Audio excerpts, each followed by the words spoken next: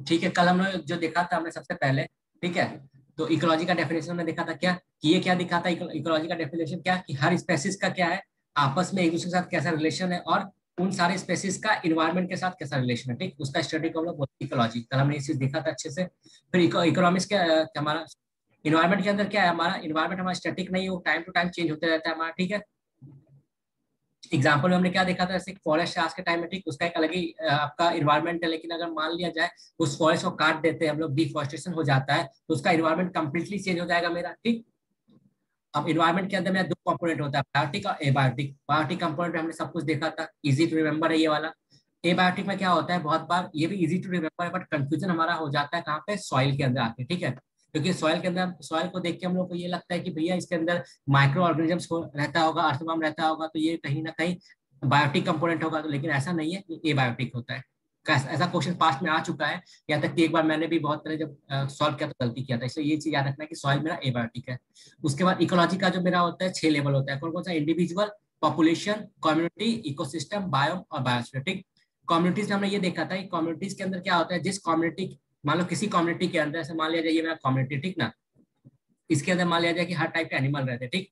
Animal ए भी रहता है, एनिमल बी भी रहता है, एनिमल सी है, एनिमल डी है, ठीक ना, एनिमल ई है, ठीक। लेकिन क्या है कि सबसे ज्यादा जो पॉपुलेशन वो एनिमल ए का है, तो इस कम्युनिटी के नाम पे हमारा क्या, इस कम्युनिटी का नाम हमारा क्या पड़ जाएगा, ए कम्युनिटी, ठीक है। तो इसका मतलब ये है, जो कम्युनिटी होता है भले ही उसके अंदर डोमिनेट जो पर्सन कर रहा हो, लेकिन इसका मतलब ये नहीं कि वहाँ कुछ और नहीं होता है, और भी होता है, लेकिन वो बहुत कम होता है एज कम्पेयर टू दूसरे के कंपेयर में। तो इसका डेफिनेशन एक बार देख लेते हैं तो और क्लियरिटी आ जाएगा। अभी मैं थोड़ा जल्दी बोल रहा हूँ, क्योंकि ये सब चीज हमने कल बहुत अच्छे से डिटेल में एक्सप्लेन किया था। तो communities name after dominate plant species, ठीक। फॉर एग्जाम्पल जैसे ग्रासलैंड कम्युनिटी में क्या होता है, ग्रासलैंड एरिया में क्या होता है आपका, हर्ब्स भी मिलता है आपको, सर्ब्स भी मिलता है, ट्रीज भी होता है, ठीक। उसके अलावा एनिमल्स वगैरह भी होता है, लेकिन क्योंकि वहां पे ग्रासेस जो होता है डोमिनेट करता है, इसलिए उसका नाम ग्रासलैंड रख दिया गया है, ठीक है। लेकिन इसका मतलब ये तो नहीं कि वहाँ कुछ नहीं होता है, ग्रासेस के अलावा भी हमारा बहुत कुछ होता है, लेकिन क्योंकि ग्रासेस ज्यादा होता है इसलिए उसका नाम ग्रासलैंड रख दिया गया, ठीक है। तो अब ये इसका जो बाउंड्री होता है, लाइन होता है, कोई फिक्स नहीं होता है, रिजिड नहीं होता है, community time to time change होते रहता है हमारा, ठीक है। ये लार्ज भी हो सकता है, स्मॉल भी हो सकता है, ठीक। और इसके अंदर कोई एक स्पेसिस भी हो सकता है, बहुत स्पेसिस भी हो सकता है, कल हमने एग्जाम्पल के साथ ये चीज अच्छे से देखा था। अब मेरा जो इकोसिस्टम होता है वो क्या होता है, मेरा functional and structural functional unit of biosphere होता है मेरा, ठीक है। कल हमने देखा था क्या, कि इन्वायरमेंट क्या होता है, कि दो कम्युनिटी जो होता है, दो बहुत सारा कम्युनिटी जो होता है वो आपस में इंटरलिंक करता है, कहाँ पे करता है, इन्वायरमेंट में करता है हमारा, ठीक है। तो एक जो इन्वायरमेंट है आपका छोटा भी हो सकता है और बड़ा भी हो सकता है, जैसे स्मॉल ट्री और एक फॉरेस्ट के टाइप ट्री। उसका मैंने क्या देखा था, इकोसिस्टम जो होता है वो खुद को मेंटेन कर सकता है, ठीक, अपने आप को फ्लो कर सकता है, इक्विलिब्रियम स्टेज में मेंटेन रख सकता है, लेकिन प्रॉब्लम तब क्रिएट होता है जब ह्यूमन इंटरवेंशन ज्यादा हो जाता है। कल हमने रिवर का एग्जांपल देखा था हमने, ठीक है। हम्म। तो बायोस्फीयर क्या होता है, it's a part of earth. हमने क्या देखा था, यहाँ मेरा लिथोस्फीयर है, ठीक है, यहाँ मेरा क्या है, हाइड्रोस्फीयर है, मतलब वाटर का, और यहाँ एटमोस्फेयर है, ठीक है। अब क्या है, अगर लाइफ इन तीनों के बीच में एक जोन होता है, इसको कहते हैं क्या हम लोग, बायोस्फीयर, ठीक।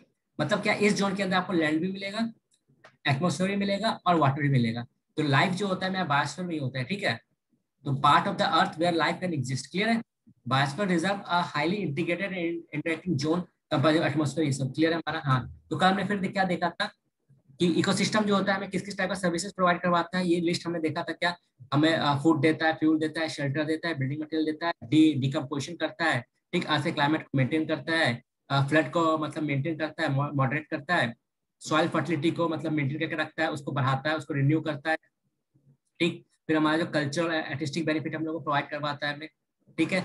कभी भी दो बायोम एक जैसा नहीं होता है, कल हमने देखा था, क्यों, अगर दो एक जैसा हो जाएगा तो उनके बीच में कॉन्फ्लिक्ट स्टार्ट होगा और एक दूसरे को रिप्लेस कर देगा।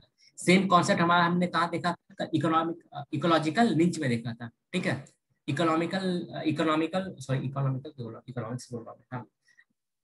हाँ भैया, वो कंफ्यूज हो जाता है, हाँ जो भी है। तो मेनली क्या है, हमारा इन्वायरमेंट के अंदर क्या, जो हमारा जो निंच है ना, इकोलॉजिकल निंच, हमने क्या देखा था कल एग्जांपल, क्या देखा था कि अगर मान लो कोई मालिक के अंदर में बहुत सारे नौकर काम कर रहे हैं, ठीक ना, तो अगर मान लो एक नौकर का काम दूसरा नौकर कर ले रहा है इसी वे में, तो वो क्या होगा, उसको रिप्लेस कर दे रहा है। तो उनके अगर अगर इन्वायरमेंट के अंदर हमारा दो स्पेसिस सेम टाइप का काम कर रहा है, ठीक ना, हर अपने आप में यूनिक होता है, ठीक। लेकिन अगर मान लो कोई स्पेसिस दो टाइप का काम कर रहा है, तो उसमें से उनके बीच कंपटीशन होगा, और कंपटीशन होगा तो एक दूसरे को रिप्लेस कर देगा, तो जो डोमिनेट बचेगा लास्ट में वही एग्जिस्ट करेगा। तो मतलब क्या होता है, इन्वायरमेंट के अंदर ठीक है ना। इकोलॉजी के अंदर हमारा हर स्पेसिस का एक यूनिक वैल्यू होता है, एक यूनिक काम होता है। ठीक, कभी भी दो स्पेसिस का कभी भी निच इक्वल नहीं होगा, क्योंकि अगर जिस जिस जिस दिन का निच इक्वल हुआ उस दिन से उनके बीच में कॉन्फ्लिक्ट स्टार्ट होगा और एट लास्ट दोनों में से एक ही बचेगा। तो वही है, no two biomes are alike. Ultimately हमने क्या देखा था, इनके बीच में कोई क्लाइमेट नहीं होता है। हमारा जो मतलब बाउंड्री लाइन होता है वो क्लाइमेट हमारा डिफाइन करता है। मैं बहुत जल्दी में इसलिए जा रहा हूँ बिकॉज कल हमने ये चीज बहुत अच्छे से डिटेल किया था।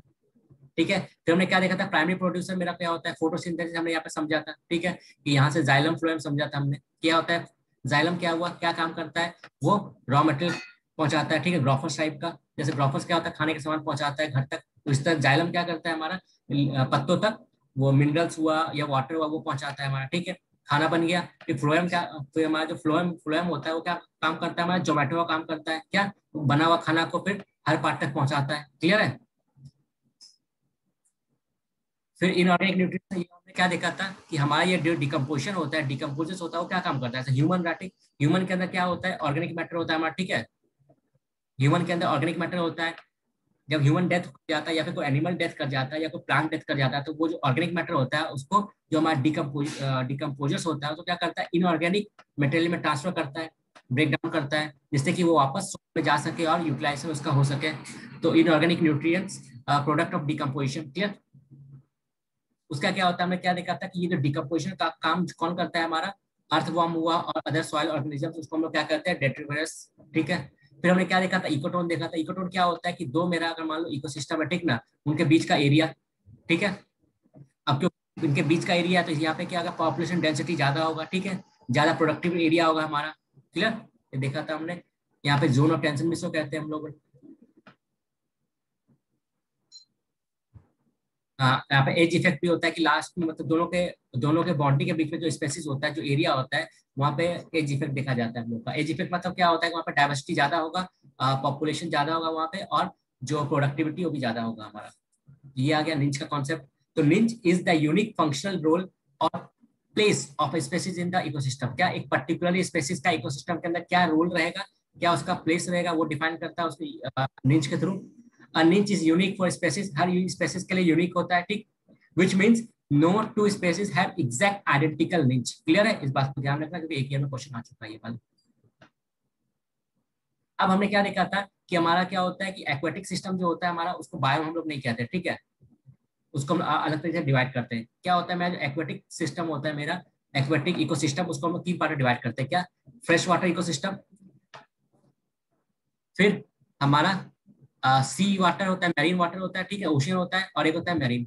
ठीक, सी और मैरीन। ठीक, तो अल्टीमेटली ये जो हम तीन डिवाइड करते हैं, कैसे कैसे करते हैं, on the basis of salinity.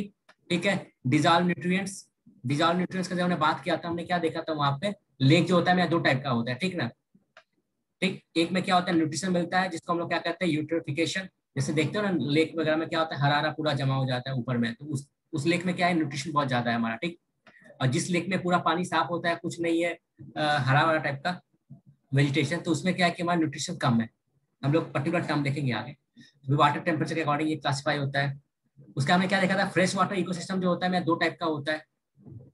एक क्या होता है, मेरा लोथिक होता है। अगर मान लिया जाए कि रिवर फ्लो कर रहा है, ठीक, उसके अंदर कोई रिवर वाटर इकोसिस्टम है, तो उसको हम लोथिक कहेंगे क्योंकि वो वाटर मूव कर रहा है। और लेंटिक क्या होता है, स्टेबल स्टेगनेंट वाटर, मतलब जैसे लेक हो गया, स्विमिंग पूल हो गया, उस टाइप का चीज हो गया। स्टोरीज हमने कल देखा था क्या, eastern coast western coast India का समझा था हमने क्या, कि यहाँ पे स्टोरीज क्यों होता है। ठीक है, यहाँ पे डेल्टा क्यों होता है, हमने देखा था यहाँ पे। ठीक, ये एरिया पोर्ट के लिए अच्छा क्यों है, यहाँ पे पोर्ट डेवलपमेंट क्यों हार्ड है, ये हमारा क्या है, सबमर्जिंग कोस्ट है, ये हमारा इमर्जिंग कोस्ट है। ठीक है, यहाँ पे डेल्टा फाउंड नहीं होता, यहाँ पे डेल्टा फाउंड होता है, ये सब हमने देखा था। तो ये सब है हमारा। ठीक है, उसका हमने क्या देखा था यहाँ पे, उसका हमने क्या देखा, तीन टाइप का पैरामिड देखा था। ठीक है, कौन कौन सा, इकोलॉजिकल पैरामिड जो देखा था हमने, तीन टाइप का देखा था। ठीक, क्या होता है मेरा, ये एक पैरामीटर है। पैरामीटर का मतलब क्या होता है, सिंपली ये मतलब लोअर लेवल पे रहेगा आपका, कौन रहेगा, प्रोड्यूसर रहेगा। ट्रॉपिक लेवल, इसको लेवल 1 कहते हैं। ये हो गया मेरा लेवल 2 और लेवल 3। ठीक, अब क्या होता है कि जैसे इकोनॉमिक्स के अंदर क्या होता है, कुछ भी चीज अगर इकोनॉमी कैसे चलता है, प्रोडक्शन से चलता है, उसका हमारा इन्वायरमेंट कैसे चलता है, हमारा प्रोडक्टिविटी चलता है। तो इन्वायरमेंट के अंदर कुछ भी चीज मतलब सॉरी, इन्वायरमेंट के अंदर क्या होता है, कुछ भी चीज अगर प्रोड्यूस हो रहा है तो वो कौन प्रोड्यूस कर रहा है, हमारा प्लांट कर रहा है। तो ट्रॉपिक लेवल में जो प्रोड्यूसर है वो मेरा कौन है, प्लांट है यहाँ पे। ठीक है, एक में से आज एक कोई नया है, तो इसलिए मैं थोड़ा हो सकता है प्रॉब्लम हो रहा हो, बिकॉज कल हमने ये सब ऑलरेडी पढ़ लिया था, इसलिए थोड़ा जल्दी में ही कर दे रहा हूँ, ठीक है। तो प्रॉब्लम हो तो आप बता देना। हाँ, तो क्या है, यहाँ पे प्राइमरी प्रोडक्ट है, प्रोड्यूसर है मेरा, ठीक है। अब क्या हुआ, जैसे यहाँ पे प्लांट हो गया, तो प्लांट को कौन खाएगा, मेरा रैबिट खाएगा, तो रैबिट कहाँ पे आ गया, सेकंड लेवल पे हो गया मेरा, ठीक है। ठीक, तो सेकंड लेवल पे कंज्यूमर मेरा आ गया, तो इसको हम लोग क्या कहते हैं, प्राइमरी कंज्यूमर, ठीक। उसके बाद थर्ड नंबर पे क्या होगा, रैबिट को कौन खाएगा, शेर खाएगा, तो शेर मेरा क्या होगा, सेकेंडरी कंज्यूमर, ठीक है। तो ऐसे हमारा ऊपर जाते रहता है ये पैरामिड, ठीक है। अब ये जो इन्वायरमेंट के अंदर जो मैं पैरामिड होता है, तीन टाइप का होता है, पैरामिड ऑफ नंबर। नंबर मतलब क्या कि लोअर लेवल पर सबसे ज्यादा रहेगा आपका, ठीक है। उसके ऊपर कम रहेगा, उसके ऊपर और कम रहेगा, क्लियर। तो हमने क्या देखा था, जो पैरामिड ऑफ नंबर होता है मेरा दो टाइप का होता है, एक क्या होता है मेरा, एक होता है अपवर्ड होता है, इस टाइप का होता है, एक क्या होता है इन्वर्टेड होता है। ये चीज याद रखना है, एग्जैक्टली ना भी याद रहे तो क्या, पैरामिड ऑफ नंबर जो होता है दो टाइप का होता है, अपराइट भी होता है और इन्वर्टेड भी होता है। इन्वर्टेड का मतलब क्या है, अपर लेवल पे जो होगा वो ज्यादा होगा, ठीक है। और जैसे जैसे हम लोग ऊपर जाते रहेंगे, ऊपर जाते रहेंगे, जो लेवल पे जो पॉपुलेशन है वो आपका इंक्रीज करते रहेगा। तो ये कहाँ होता है, ये लैंड पे आपका होता है, ठीक है, ये वाला लैंड पे होता है। और इन्वर्टेड कहाँ पे होता है, एक्वेटिक सिस्टम में होता है। Inverted pyramid, number of individuals is increase from lower level to higher trophic level, जैसे एक्वेटिक सिस्टम में। उसका हमने क्या देखा था, pyramid of energy. Pyramid of energy क्या होता है, हमने क्या देखा था, इससे एक ट्रॉपिक लेवल का मेरा, ठीक है। चलो इसको चेंज करता हूँ थोड़ा सा। हम्म,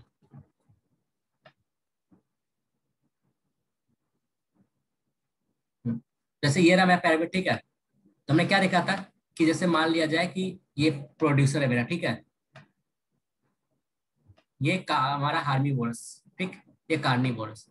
अब क्या होता है कि जैसे हार्मीवोरस को एनर्जी कहाँ से मिलता है, इससे मिलता है, इसको एनर्जी कहाँ से मिलेगा, इससे मिलेगा। तो क्या होता है, सब एक दूसरे लोअर लेवल के ऊपर डिपेंडेंट होता है। तो क्या होता है, अगर मान लिया जाए यहाँ पर मेरा, इसके पास 100 किलोग्राम एनर्जी है, ठीक। तो अब क्या होगा, जो अपर लेवल पे जैसे हम ऊपर ट्रांसफर जाएंगे, ऊपर जैसे हम जाएंगे तो क्या होगा, 10% रूल हमने कल डिस्कस किया था अच्छे से। 10% रूल होता है, मतलब क्या कि ये जो 100 kg यहाँ पे इसके पास 100 किलोवाट एनर्जी है इसके पास, तो अब ये जब दूसरे लेवल पे जाएगा तो इसके पास सिर्फ 10% बचेगा, इसका मतलब 10 बचेगा। फिर अपर लेवल पे जाएगा तो यहाँ से 1 बचेगा, क्लियर है। तो हमने यहाँ पे एनर्जी का दिखाता है। और ये क्या होता है, ये जो मेरा पैरामिड होता है, ये मेरा क्या होता है, यूनिडायरेक्शनल होता है। मतलब क्या, ये सिर्फ एक ही डायरेक्शन में फ्लो करेगा, बैकवर्ड फ्लो यहाँ पे नहीं होता है, बिकॉज ऐसा तो नहीं हो सकता है। क्या होता है, नॉर्मली रैबिट ने प्लांट से एनर्जी लिया, ठीक है, शेर ने, टाइगर ने रैबिट से एनर्जी लिया, लेकिन ऐसा तो कभी नहीं सुना है ना कि प्लांट ने कहीं रैबिट से एनर्जी लिया या फिर प्लांट ने शेर से एनर्जी लिया, ठीक है। इस टाइप से, इसलिए ये जो होता है हमेशा यूनिडायरेक्शनल होता है।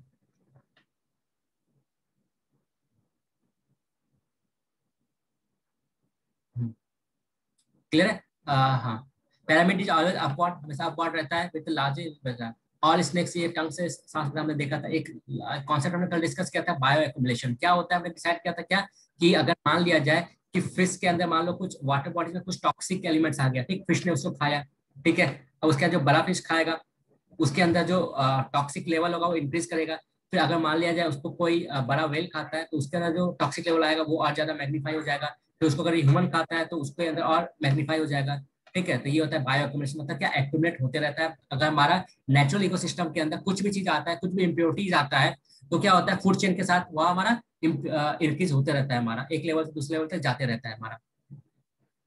तो increase in concentration of pollution pollutant in food chain. और चीज में डिस्कस क्या किया था, फूड का फूड वेब।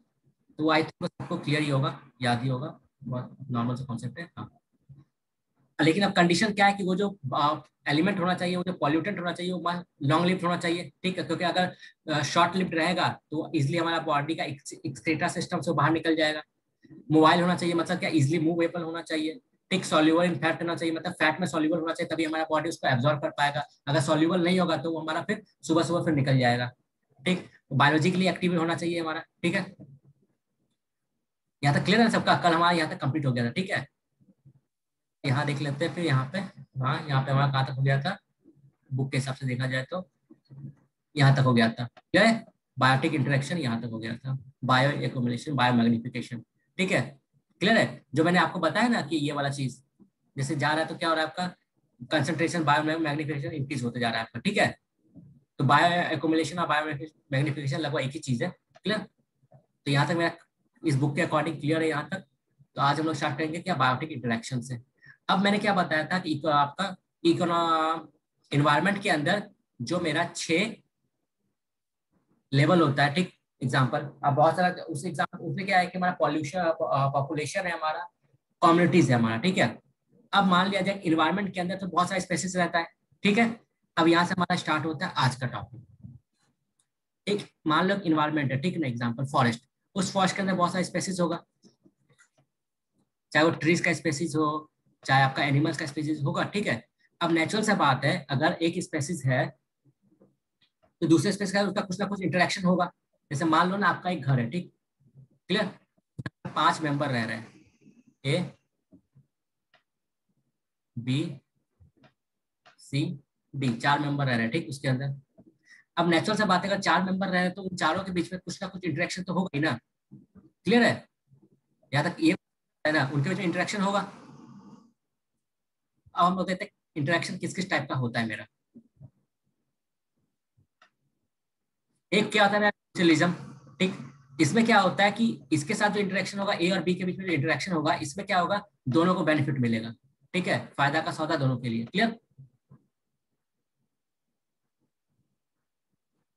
क्लियर है ना, इसमें क्या होता है, दोनों स्पेसिस को फायदा मिलता है, ठीक है। जैसे एग्जांपल हम लोग ये समझ सकते हैं, हमने देखा था कोरल रीफ का एग्जांपल। उसमें क्या है कि जो पॉलिप्स होता है उसको क्या मिल जाता है, शेल्टर मिल जाता है, और जो वो मतलब वहां पे जो दूसरे जूजैंथ्रोन रहता है उसको क्या मिल जाता है हमारा, मतलब वो खाना मिल जाता है,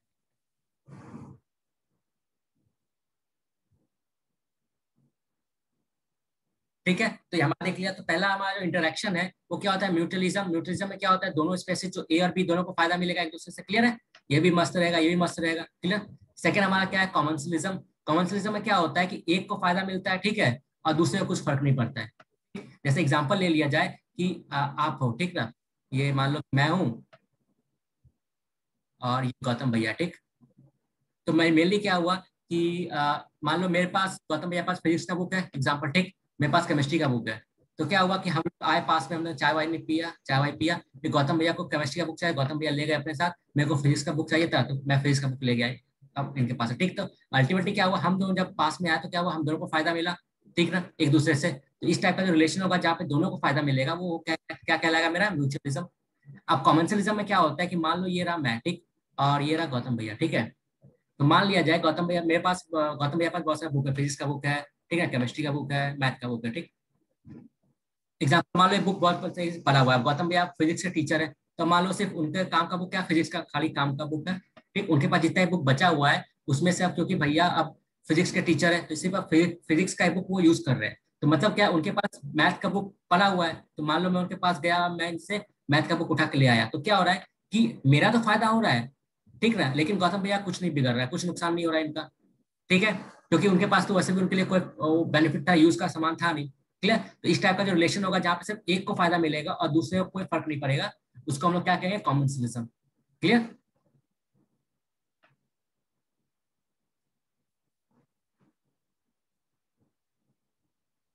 ठीक है। अब ये दो हो गया मेरा क्या, म्यूचुअलिज्म क्लियर हो गया हमारा, ठीक है। कॉमर्शियलिज्म क्लियर हो गया। थर्ड मेरा क्या था, कंपटीशन। नाम से ही पता है क्या है, कंपटीशन। तो नेचुरल सा बात है, जब भी दोनों के बीच कंपटीशन होगा दोनों को नुकसान होगा, क्लियर है। Both species are harm by the interaction, ठीक। अब जैसे एग्जांपल ले लिया जाए कि आपका अ, मान लिया जाए एक पानी का तालाब है, ठीक, क्लियर। यहाँ पे एलिफेंट भी है, यहाँ पे टाइगर भी है, ठीक ना। अब मतलब मान लीजिए अब यहाँ पे जब पानी पीने के लिए कॉम्पिटिशन होगा तो इनके बीच में कहीं ना कहीं कॉन्फ्लिक्ट होना स्टार्ट हो जाएगा। कॉन्फ्लिक्ट होना स्टार्ट होगा तो हो सकता है टाइगर इसको हमला कर दे या इस टाइगर को हमला कर दे। तो अल्टीमेटली क्या हो रहा है कि इनका पॉपुलेशन पर इफेक्ट पड़ेगा, इनका पॉपुलेशन पर इफेक्ट पड़ेगा, तो दोनों को कहीं ना कहीं नुकसान हो रहा है, क्लियर है। जो नॉर्मल एग्जाम्पल लेता हूँ, ठीक ना, ये मान लो मैं हूँ, ठीक, ये मान लो गौतम भैया, ठीक ना। ये मान लो साइंस के अच्छे टीचर है, मैं आर्ट्स का अच्छा टीचर हूँ, ठीक। नॉर्मली हम लोग पढ़ रहे हैं यूपीएससी के लिए, क्लियर। अब मान लो नॉर्थ नेशनल से बात क्या है कि यूपीएससी में सिलेबस हम लोग का दोनों का काम में आने वाला है, ठीक। इनके पास कुछ नॉलेज है, इनके मेरे पास कुछ नॉलेज है, ठीक। लेकिन क्या है, क्योंकि हमारे बीच में कंपटीशन है, तो ये क्या सोचेंगे कि नहीं इसको मैं बताऊंगा तो ये कहीं कंपटीशन में आगे निकल जाएगा, अगर मैं इसको बताऊंगा तो ये कंपटीशन में आगे निकल जाएगा। तो अल्टीमेटली होगा ये कि हम जो बेटर बेटर कर सकते थे ना, अल्टीमेटली क्या हुआ कि इस कंपटीशन के चक्कर में हमारा नुकसान हो गया। क्यों, हम अच्छे दोस्त होते हुए भी उसका फायदा नहीं उठा पाए नॉलेज का, क्लियर है।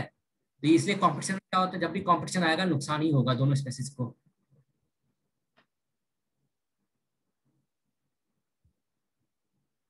अब दूसरा एक क्या था, प्रिडिशन और पैरासिटिज्म, ठीक ना। इसमें क्या होता है, एक स्पेसीज को बेनिफिट होता है, दूसरे को हार्म होता है, ठीक। अब पैरासाइट तो आपको पता ही है ना, पैरासाइट क्या होता है, मान लिया जब जानवर है, ठीक ना, वो क्या होता है, ह्यूमन बॉडी में अपना एग्स को इंटरसेक्ट करता है, और उसका जो फिर जो नेक्स्ट जनरेशन होता है वो आपका ह्यूमन बॉडी के अंदर, ह्यूमन बॉडी का यूज करके उसके अंदर अपना लार्वा वगैरह देते रहता है, ठीक।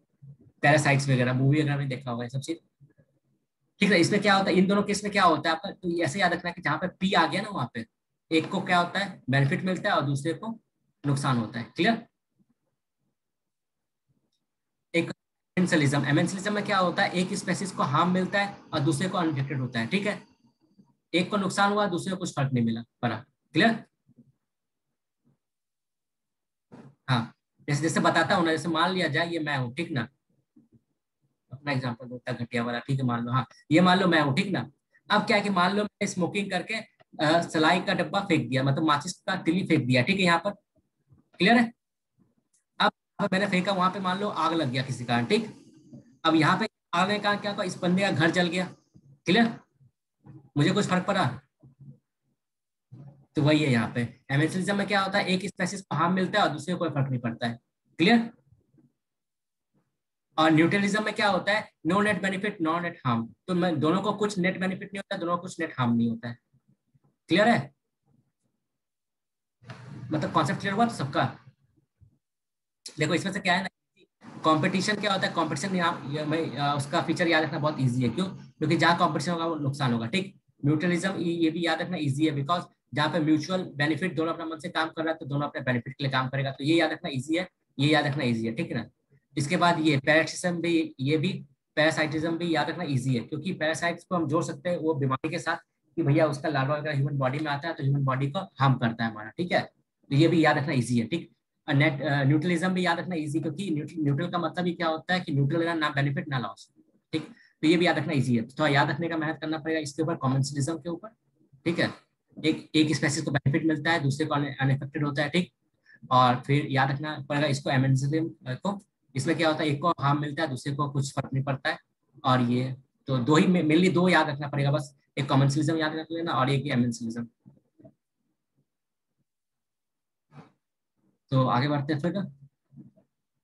हाँ, मैंने क्या बताया था कि हमारा जो क्या होता है, जो हमारा फूड चेन होता है उसमें क्या होता है नॉर्मली, तो हमारा अल्टीमेटली क्या देखा था, ह्यूमन बॉडी जैसे है, ठीक। ह्यूमन बॉडी में क्या होता है, ऑर्गेनिक मैटर होता है, ठीक है, क्लियर। अब ये जब डेथ कर जाता है ह्यूमन बॉडी चाहे एनिमल हो, तो क्या होता है, डेथ करने का जो हमारा जो डिकम्पोजर्स होता है, डिकम्पोजर्स वो क्या काम करता है, इस ऑर्गेनिक न्यूट्रिशन को इनऑर्गेनिक में कन्वर्ट कर देता है, ठीक है, जिससे कि ये जो न्यूट्रिशन यहाँ पर है वो वापस सॉइल में जा सके और सॉइल उसको यूज कर सके, और फिर हमारा प्रोसेस साइकिल चलते रहे, ठीक है। तो इसका मतलब क्या है कि ये जो ऑर्गेनिक फॉर्म में जो न्यूट्रिशन था वो अब इनऑर्गेनिक फॉर्म में आ गया हमारा, लेकिन न्यूट्रिशन तो है अभी भी, ठीक ना। तो ये कहा जाता है हमारा कि जो न्यूट्रिशन ऑफ द फूड है वो कभी भी यूज अप नहीं होता है, वो पता साइकिल में घूमते रहता है, ठीक है। ये लाइन से क्लियर हो जाएगा। Nutrients of food matter never get used up, they can be recycled again and again and again indefinitely, clear है। जैसे वाटर साइकिल हमारा होता है ना, कि वही घूम रहा है घूम रहा है घूम रहा है घूम रहा है, वैसे भी यहाँ पर भी है कि फूड के अंदर जो न्यूट्रिशन होता है वो भी क्या होता है, कभी भी खत्म नहीं होता, हमेशा आपका रोटेट होते रहता है, ठीक है, रिसाइकल होते रहता है, ठीक है। हाँ, अब on the basis of representation replacement period of nutrition, अब क्या होता है देखो, जैसे हमने क्या देखा था वाटर साइकिल में, हम लोग क्या देखते हैं कि वाटर है ये, ठीक ना, इसका ये इवोपरेट होके फॉर्म चेंज किया इसका, ठीक। उसका क्या हुआ कि क्लाउड बना यहाँ पर, क्लाउड बनने का क्या, बारिश हुआ, फिर इसने फॉर्म चेंज कर लिया अपना। तो क्या होता है यहाँ पे कि अपना जो न्यूट्रिशन एक टाइप से जो अपना फॉर्म है वो चेंज करा टाइम टू टाइम, ठीक ना। उस तरह हमारा क्या होता है, ये जो फॉर्म चेंज करने का उसका जो एबिलिटी है ना, उसका फॉर्म चेंज करने का जो एबिलिटी है, उसी के अकॉर्डिंग डिफाइन हमारा होता है कि अलग अलग टाइप का साइकिल का कितना मतलब टाइम पीरियड होगा अपना। जैसे यहाँ देख लिया जाए कि based on the replacement period a nutrient cycle is referred to as perfect और इम्परफेक्ट साइकिल, ठीक। मतलब क्या, कितना दिन में वो अपना मटेरियल को रिप्लेस करेगा, जैसे एग्जांपल कितना दिन में वो ऑर्गेनिक से इनऑर्गेनिक में कन्वर्ट करेगा, ठीक ना। तो उसके ऊपर डिपेंड करता है, तो उसके अकॉर्डिंग हम लोग क्या करते हैं, डिवाइड करते हैं न्यूट्रिएंट साइकिल में दो पार्ट में, परफेक्ट और इम्परफेक्ट, ठीक। अच्छा, मैं थोड़ा तेज इसलिए भी जा रहा हूँ बिकॉज मैं ये मान के चल रहा हूँ कि यहाँ पे जितने लोग हैं उनका थोड़ा बेसिक आइडिया होगा मतलब इन्वायरमेंट के बारे में, तो इससे अगर जहाँ पे प्रॉब्लम हो रहा है तो आप इसी टोक सकते हो। तो ठीक है, तो दो टाइप का हमारा होता है न्यूट्रिएंट साइकिल। न्यूट्रिएंट साइकिल कितना कैसा होता है मेरा, दो टाइप का होता है। कौन कौन सा, परफेक्ट और इनपरफेक्ट। ये क्लियर है। न्यूट्रिएंट साइकिल में दो दो पार्ट में डिवाइड होता है, परफेक्ट और इनपरफेक्ट। ठीक, अब इस चीज को मेरे को डिवाइड करना है तो कोई ना कोई डिवाइडिंग लाइन मेरे को खोजना पड़ेगा। तो डिवाइडिंग लाइन क्या है, मेरा रिप्लेसमेंट लेवल। जैसे मान लो इंडिया पाकिस्तान को मैं डिवाइड कर रहा हूँ, तो मेरे को एक बाउंड्री बताना पड़ेगा ना भैया, इस बेसिस पे मैं डिवाइड कर रहा हूँ इनको। दूसरी बात है, जब हम न्यूट्रिएंट साइकिल को डिवाइड करते हैं ना परफेक्ट और इम्परफेक्ट में, तो उसका बेस क्या होता है, रिप्लेसमेंट लेवल। मतलब कितने दिन में जो न्यूट्रिएंट्स वहां पर है वो रिप्लेस करेगा एक दूसरे को। ठीक। हम्म। तो अब देखते हैं हम लोग परफेक्ट के बारे में। तो perfect nutrient cycle is none, sorry, perfect nutrient cycle is one in which nutrients are replaced as fast as they utilized। मतलब क्या, जितना देर में खा रहा है उतना देर में निकाल भी रहा है, ठीक है। सिंपल वर्ड में बोला जाए तो जितना देर में ये खा रहा है, जितने देर में मतलब न्यूट्रिएंट्स बन रहा है, रिप्लेस हो रहा है, उतना देर में यूटिलाइज भी हो रहा है। क्लियर है। ठीक है। तो most gaseous cycle are generally consider as perfect. तो ज्यादातर जो गैसियस साइकिल हमारा होता है ना, वो क्या कहलाता है, हमारा परफेक्ट साइकिल। ठीक, क्लियर है। और क्योंकि क्या होता है, गैस फॉर्म में हुआ तो गैस बन रहा है, कंटिन्यूसली बन रहा है आपका। लेकिन सेडिमेंट्री साइकिल जो होता है हमारा, उसको इम्परफेक्ट कहते हैं। क्यों, क्योंकि उसमें टाइम पीरियड ज्यादा लगता है हमारा। क्लियर है। क्योंकि क्या हुआ कि हमने क्या देखा था कि रॉक है हमारा, ठीक है, रॉक से फॉस्फेट बनेगा, फॉस्फोरस बनेगा, फिर वैसे जाएगा, फिर वैसे जाएगा, तो उसमें टाइम कंज्यूम होता है। ठीक है, क्योंकि जो रॉक में है टाइम में, उसको वापस रॉक बनने में बहुत ज्यादा टाइम लगेगा आपका। ठीक है, तो इसलिए इसलिए सिंपल वर्ड में देखा जाए हमारा। अब इसका समरी बता देता हूँ शॉर्ट में, वो वही याद रखना है, वही इंपॉर्टेंट है। कि देखो, हाँ भैया, एक एक सेकंड भैया, क्या हुआ क्वेश्चन।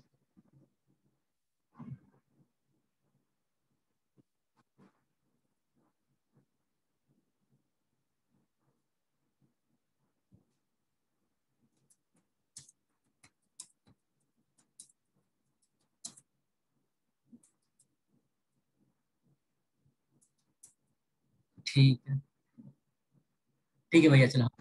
हाँ, तो ये, हाँ, इन शॉर्ट हम लोग क्या समझ लेते हैं, देखो यहाँ पे, ये रहा मेरा न्यूट्रिशन साइकिल। ठीक है, ये दो टाइप का मेरा होता है, कौन कौन सा, परफेक्ट और इम्परफेक्ट। ठीक है। परफेक्ट का फीचर क्या है कि भैया जितना देर में ये खाता है उतना देर में निकालता है। ठीक है, मतलब जितना रिप्लेस करता है उतना देर में इसको यूटिलाइज भी करता है। हाँ, मतलब जो टाइम गैप होता है इसका रिप्लेसमेंट और यूटिलाइजेशन में कम होता है आपका। ठीक है भाई, मैं बता रहा हूँ गैस का। अब क्या होता है, रिप्लेस जो हमारा परफेक्ट होता है ना, हाँ, परफेक्ट जो होता है ना, परफेक्ट, परफेक्ट का एग्जांपल क्या है, जितना भी गैसियस साइकिल हमारा होता है ना, चाहे ऑक्सीजन का साइकिल ले लो, ठीक है, चाहे कार्बन डाइऑक्साइड का साइकिल ले लो, चाहे नाइट्रोजन का साइकिल ले लो हमारा। ठीक है, वो हम लोग आगे देखेंगे, इन सब चीज आएगा हमारा एक साइकिल। तो जो मेरा गैसियस साइकिल होता है वो क्या एग्जाम्पल होता है मेरा परफेक्ट का। ठीक है, और जो मेरा सेडिमेंट्री साइकिल होता है वो क्या होता है, मेरा इम्परफेक्ट का एग्जाम्पल होता है। ठीक है, इन शॉर्ट अभी याद रखो क्या, परफेक्ट का एग्जांपल कौन है, गैसेस जो मेरा परफेक्ट साइकिल है, और सेडिमेंट्री साइकिल जो है इम्परफेक्ट है। क्लियर। हाँ भैया, आपका क्लियर हो गया तो भैया सबका क्लियर आराम से हो जाएगा। ठीक है, चलो। Sedimentary cycle are considered relatively imperfect as some nutrients are lost from the cycle and get locked into sediments. जो मैंने बताया ना, कुछ एलिमेंट क्योंकि लॉस कर जाता है, और वो जो साइकिल होता है आपका सेडिमेंट्स का, सेडिमेंट के अंदर दब जाता है एक टाइप से, and so become unavailable for immediate recycling. ठीक है, इमीडिएट रिसाइकलिंग के लिए अनअवेलेबल हो जाता है आपका। क्लियर है यहाँ तक। अब देखते हैं हमारा आगे का। तो नाइट्रोजन इज एन एसेंशियल। अब देखते हैं यहाँ तक मेरा कहाँ तक कंप्लीट हो गया। अब देखो, इस बुक के अकॉर्डिंग हमने सब न्यूट्रिएंट साइकिल स्टार्ट किया हमारा, ठीक ना, क्लियर है। हमने न्यूट्रिएंट साइकिल में क्या देखा मेरा, ये दो टाइप का होता है, परफेक्ट इम्परफेक्ट। उसके अंदर गैसेस साइकिल में एग्जांपल हमने ले लिया वाटर साइकिल का। अब सबको पता है इसलिए उतना जाना नहीं है हम लोग को कि रिवर्स से वाटर वेपर बनता है, ये सब हो गया।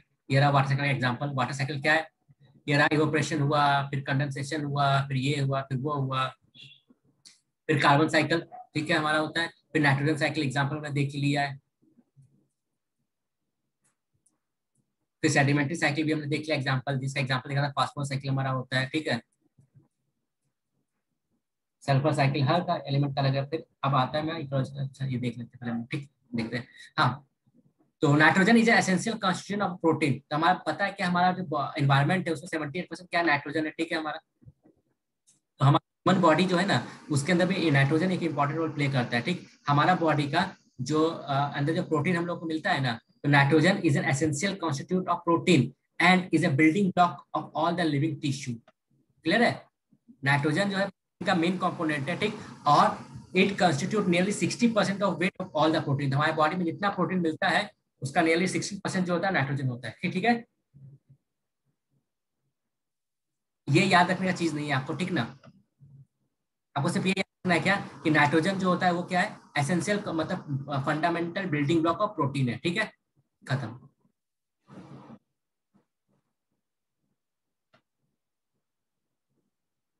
Nitrogen needs to be fixed, that is. अब देखो बात ये होता है, एटमोस्फेयर के अंदर जो हमारा नाइट्रोजन होता है ना, तो नाइट्रोजन तो 78% है, लेकिन क्या कि उसको जो प्लांट होता है ना, वो डायरेक्टली यूज नहीं कर सकता उस नाइट्रोजन को। ठीक है, क्लियर है? उस नाइट्रोजन को पहले हम लोग कन्वर्ट करना पड़ता है अमोनिया में। ठीक, नाइट्रेट में, और नाइट्रेट्स और नाइट्रेट में कन्वर्ट करना पड़ता है। उसके बाद जाके फिर वो हमारा आने जब वो बन जाता है तब वो प्लांट उसको यूज कर सकता है। ठीक, इसके बारे में डिटेल में हम आगे देखेंगे। ठीक है, आगे आएगा ये सब चीज। एक चीज तो समझ में आ गया कि नाइट्रोजन जो मिलता है एनवायरमेंट के अंदर, उसको डायरेक्टली प्लांट यूज नहीं कर सकता है। ठीक है, इतना ठीक है, चलो।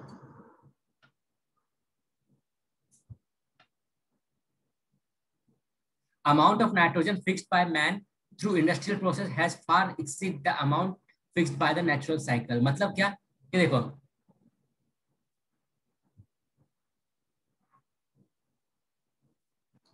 लाइटनिंग के थ्रू क्या होता है। अब देखो ना, एटमोस्फेयर का नाइट्रोजन ये रहा। ठीक, लेकिन हमको नाइट्रोजन को फिक्स करना पड़ेगा जिससे वो प्लांट वगैरह इसको यूज कर सके। ठीक है, अब नेचुरल प्रोसेस से कैसे नाइट्रोजन फिक्स होता है? By lightning. जो मतलब आपका जो बिजली वगैरह रखता है ना, लाइटनिंग का जो प्रोसेस होता है उसके थ्रू क्या होता है, एटमोस्फेरिक नाइट्रोजन जो हमारा होता है वो यूजेबल नाइट्रोजन में कन्वर्ट होता है, जिसको बाद में प्लांट यूज कर सकता है। ठीक है, ये आपका नेचुरल प्रोसेस है। ठीक, लेकिन नेचर का एक लिमिटेशन होता है। ठीक है, वो स्लो होता है थोड़ा सा। ठीक, लेकिन क्या है कि अब एग्रीकल्चर आउटपुट हमको बढ़ाना है, तो एग्रीकल्चर का आउटपुट हमको बढ़ाना है तो हमको नाइट्रोजन फर्टिलाइजर का यूज करना पड़ेगा। ठीक है, तो नेचर के भरोसे तो हम लोग बैठ नहीं सकते, तो हम लोगों ने क्या किया, इंडस्ट्रियल प्रोसेस के थ्रू नाइट्रोजन को बनाना स्टार्ट किया। क्लियर है? हाइबर प्रोसेस शायद उसका नाम होता है। हाँ, उसको तो हमने बनाना स्टार्ट किया। अब क्या हो रहा है कि इतना हम लोग बना रहे हैं कि जो नेचुरल रेट जो होता है ना नाइट्रोजन बनाने का, इन्वायरमेंट का अपना खुद का, उससे ज्यादा तेज रेट से हम लोग बना रहे हैं मतलब नाइट्रोजन। ठीक है, अब इसका प्रॉब्लम ये हो रहा है कि जो नेचर का खुद का जो बैलेंसिंग था ना अपना नाइट्रोजन का, वो कहीं ना कहीं इम्बैलेंसिंग हो रहा है हमारा। क्लियर है?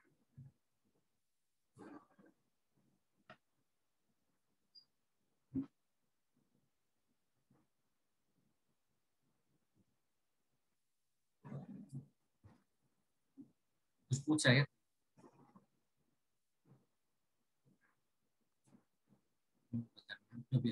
हाँ, अब क्या होता है, कुछ कुछ इंपॉर्टेंट बैक्टीरिया होता है जो ये काम करता है कि एटमोस्फेरिक नाइट्रोजन को वो लोग प्लांट पे यूज कर सके, यूजेबल फॉर्म ऑफ नाइट्रोजन बनाता है। ठीक ना, उसमें से कॉमन बैक्टीरिया का नाम है पता है, स्कूल में भी हमने पढ़ा था, क्या? राइबोसोम। नाइट्रोसोम बैक्टीरिया, तो इस बैक्टीरिया का नाम है Nitrosomonas bacteria. Promote transformation of ammonia into nitrate, ये क्या करता है, एमोनिया को नाइट्रेट में कन्वर्ट करता है। Nitrate is then further transfer into nitrate by the bacteria Nitrobacter. इसका बैक्टीरिया का नाम याद रख लेना, बस जरूरी नहीं है, फिर भी देख लेना एक बार। मैं बोला अब देखो, नेचुरल से बात है ना कि इसको कन्वर्ट करना है तो कोई ना कोई एजेंट तो होगा जो उसको कन्वर्ट करेगा। तो एजेंट कौन है? नाइट्रोसोम। तो नाइट्रोसोम जो मेरा क्या करता है, ये जो अमोनिया होता है ना उसको वो नाइट्रेट में कन्वर्ट करता है। ठीक है, अब ये जो नाइट्रेट होता है मेरा, ठीक ना, ये नाइट्रेट हुआ, ये जो नाइट्रेट यहाँ पे बना हमारा, देखो लाइटनिंग ये हुआ, नाइट्रोजन है वहां। ठीक ना, नाइट्रोजन है, बिजली का लाइट हुआ, लाइटनिंग के कारण नाइट्रोजन कन्वर्ट हो गया अमोनिया में। ठीक है, क्लियर? उसके बाद ये जो बैक्टीरिया होता है वो क्या करता है, उस अमोनिया को नाइट्रेट में कन्वर्ट करता है। ठीक, फिर ये बैक्टीरिया होगा वो क्या काम करता है, इस नाइट्रेट को फिर नाइट्रेट में कन्वर्ट करता है। क्लियर है? और फाइनली ये नाइट्रेट होता है वो फिर अल्टीमेटली प्लांट यूज करता है। ठीक है, ये क्लियर हुआ ना? नाइट्रोजन हुआ, नाइट्रोजन कन्वर्ट हुआ अमोनिया में, अमोनिया हुआ नाइट्रेट में, और नाइट्रेट फाइनली नाइट्रेट में। क्लियर?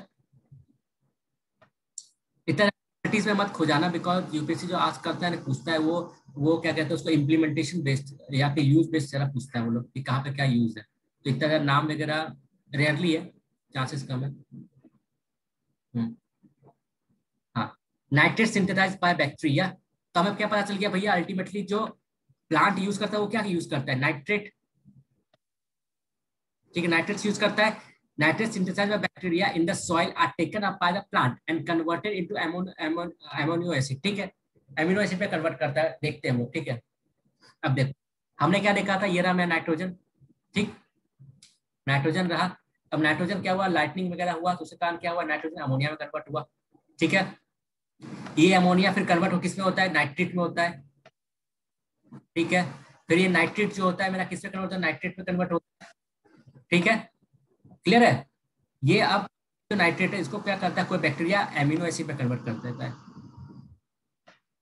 ठीक, और ये जो एमिनो एसिड है वही हमारा क्या है, प्लांट का या ह्यूमन बॉडी का बिल्डिंग ब्लॉक है। साइकिल समझ में आया ना भैया।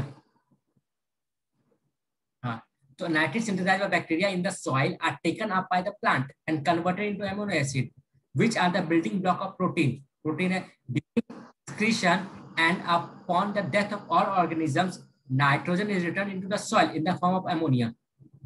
तो नाइट्रोजन क्या होता है, डेथ करता है तो ऑलरेडी वो जो हमारा लिविंग ऑर्गेनिज्म जब डेथ करता है हमारा, तो क्या होता है, वो जो नाइट्रोजन होता है, ठीक है, वापस से सॉइल में मिल जाता है इन the form of ammonia. Clear है। तो हमारा ये चीज क्लियर हो गया हमारा कि कैसे फिक्स होता है। एक बार फिर से देख लो, शायद कंफ्यूजन हो। इसलिए देखो ये रहा मैं नाइट्रोजन। ठीक है, लाइटनिंग होने का ये अमोनिया बना। ठीक है, अमोनिया आ गया। ठीक है, हाँ हाँ, अमोनिया क्या हुआ, अमोनिया आ गया हमारा सॉइल में आ गया। ठीक है, सॉइल में आने के बाद क्या हुआ, अमोनिया सॉइल में आ गया। सॉइल के आने के बाद क्या होता है, सॉइल के अंदर बैक्टीरिया होता है उसको नाइट्रेट में कन्वर्ट करता है, नाइट्रीट। ठीक है, नाइट्रेट कन्वर्ट करने के बाद दूसरा टाइप का बैक्टीरिया क्या करता है, उसको नाइट्रेट में कन्वर्ट करता है। क्लियर है, उसको एब्जॉर्ब करके अमीनो एसिड बनाता है। क्लियर। उसके बाद अगर मान लो प्लांट वो जो हुआ वो डेथ कर गया तो क्या हुआ, वापस से जो सॉइल के अंदर एज ए अमीनो एसिड आ जाता है हमारा। ये देखो जहां से स्टार्ट हुआ था वहीं पे आ गया। क्लियर है ये चीज। हम्म, तो वही है, during excretion and upon death of the nitrogen return to soil in the form of ammonia. ठीक है, अब देखते हैं फास्फोरस साइकिल क्या होता है। तो अब हमने ज्योग्राफी करते टाइम भी देखा था ना कि जो फास्फोरस होता है, ठीक, वो कहाँ हम लोगों को मिलता है, एक्वेटिक सिस्टम में मिलता है। हमारा लैंड पे फास्फोरस जल्दी हम लोग को मिलता नहीं है। ठीक है, phosphorus cycle plays an important role in aquatic ecosystems and water quality। ये मेनली क्या काम करता है, एक्वाटिक इकोसिस्टम को मेंटेन करने में, रेगुलेट करने में इंपॉर्टेंट रोल प्ले करता है और वाटर क्वालिटी को इंश्योर करता है। ठीक है, cause of excessive growth of rooted and free floating macrophytes. लेकिन क्या होता है कि अल्टीमेटली अगर मान लो फास्फोरस ज्यादा हो गया है तो उसके कारण क्या होता है, जो आप देखते हो ना कि जो बहुत सारा पौधा वगैरह होता है जिसका रूट फ्लोट करता है जमीन के अंदर, जलकुंभी इस टाइप का। नहीं, यहाँ पे नहीं है। अच्छा ठीक है, देखा होगा हरा हरा टाइप का होता है। तो क्या होता है उसका एक्सेसिव ग्रोथ जो हम लोग देखते हैं ना उस प्लांट का रूट में, तो इसी कारण हमारा होता है फास्फोरस के कारण। क्लियर है। Main storage for phosphorus is in the earth crust. ठीक है, फास्फोरस कहाँ मिलता है हमको, मैंने क्या होता है, लैंड पे हमारा फास्फोरस नहीं मिलता है हम लोग को। ये कहाँ मिलता है, अर्थ क्रस्ट पे मिलता है। ठीक है, सरफेस पे नहीं मिलता है, क्रस्ट पे मिलता है। On land phosphorus is usually found in the form of phosphate. ठीक है, लैंड पे हमारा कैसे मिलता है फास्फोरस, फॉस्फेट के फॉर्म में मिलता है। ठीक है, अब केमिस्ट्री में मत घुसना। ठीक है, बात यही है, बस समझते रहना। तो by the process of weathering क्या होता है, जो फॉस्फेट होता है, फॉस्फेट जो होता है ये क्या होता है, इसके अंदर क्या होता है, वेदरिंग होगा। अब हमने क्या पढ़ा कि सॉइल फॉर्मेशन कैसे होता है, सॉइल फॉर्मेशन के ऊपर जब रॉक होता है, पैरेंट मटेरियल मतलब कोई भी रॉक हो गया। ठीक है, कोई भी रॉक मतलब क्या, इग्नियस रॉक ही होता है हमारे सोर्स में। अब इग्नियस रॉक जो हमारा हो गया उसके ऊपर क्या होता है, विंड का प्रभाव पड़ता है, रिवर पड़ता है। ठीक है, उसके बीच में फिर आपका क्या फ्रिक्शन फोर्स अप्लाई होगा वहां पर। ठीक, अल्टीमेटली क्या होता है, विद द टाइम क्या होता है, by the process of weathering और इरोजन ये कन्वर्ट हो जाता है हमारा सॉइल के अंदर। ठीक है, क्लियर है। तो उसी तरह क्या है, फॉस्फोर जो रॉक है मेरा वो क्या होता है, विद द टाइम उसका इरोजन और वेदरिंग, वेदरिंग और इरोजन होकर वो क्या हो जाता है, बन जाता है आपका क्या, फॉस्फोरस। क्लियर है, फॉस्फेट जो हुआ वो क्या हुआ, हाँ, वेदिंग और इरोजन हुआ और वो बन गया मेरा क्या, फॉस्फोरस। ठीक, तो by the process of weeding and erosion phosphate into river and stream and that transport them into the ocean। Clear है, ocean once the phosphorus accumulate on continental shelf in the form of insoluble deposit. अब देखो continental shelf का concept यहाँ पे आ गया। हमने क्या देखा था ज्योग्राफी पढ़ते टाइम कि मेरा जो सी के आसपास का जो एरिया होता है ना, ये मान लो लैंड है मेरा, ठीक है, लैंड है, और ये मेरा सी है, ठीक। अब ये जो एरिया यहाँ से स्टार्ट होगा, ठीक, ये ऐसा रहेगा, ठीक है, फिर ऐसे हो जाएगा, फिर ऐसे नॉर्मली जाते रहेगा। तो हमने क्या देखा था, ये जो जो बीच का एरिया है जहां पर लैंड खत्म होता है और सी आता है, उसको हम लोग क्या कहते हैं, सेल्फ कहते हैं हम लोग। जहां पर हमारा मिनरल रिसोर्सेज ज्यादा मिल जाता है। हमने देखा था क्या, जो भी मिनरल रिसोर्सेज होता है आपका, पेट्रोलियम हो गया या फिर और भी जो अदर टाइप का जो ओशन के अंदर वो रिसोर्सेज मिलता है, सब हम लोग कहाँ मिलता है, सेल्फ में मिलता है, ठीक है। स्लोप पे हम लोग को कुछ नहीं मिलता, हमने देखा था वहां पे, ठीक है। उसके बाद देखा था मेरा एफसाइल प्लान आ जाता था, फिर मिड ओशियनिक रिज आ जाता था।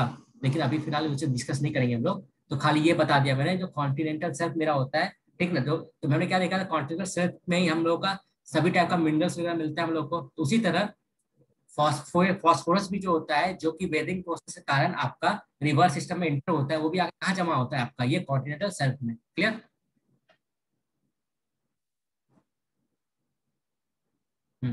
तो आफ्टर मिलियन ऑफ ईयर्स यही सब है, ठीक ना, वही बात है। अब सल्फर साइकिल मेरा है, ठीक है। तो सल्फर मेनली क्या होता है कि हम लोग का जो सोर्स कहाँ पर है, मेनली वो ऑर्गेनिक मटेरियल में होता है, कोल में होता है, ऑयल में होता है, फीड्स में होता है, ठीक। इनऑर्गेनिक डिपॉजिट ये सब हमारा होता है। उसके अलावा क्या होता है, सल्फर जो हमारे एटमोसफेयर में कहाँ से आता है, वॉल्केनिक इरप्शन से भी सल्फर आता है हमारा, ठीक है। क्लियर है। फॉसिल फ्यूल जलाने से भी हमारा सल्फर आता है, ठीक है। डिकम्पोजिशन होता है, उससे भी हमारा सल्फर रिलीज होता है हमारा, ठीक है।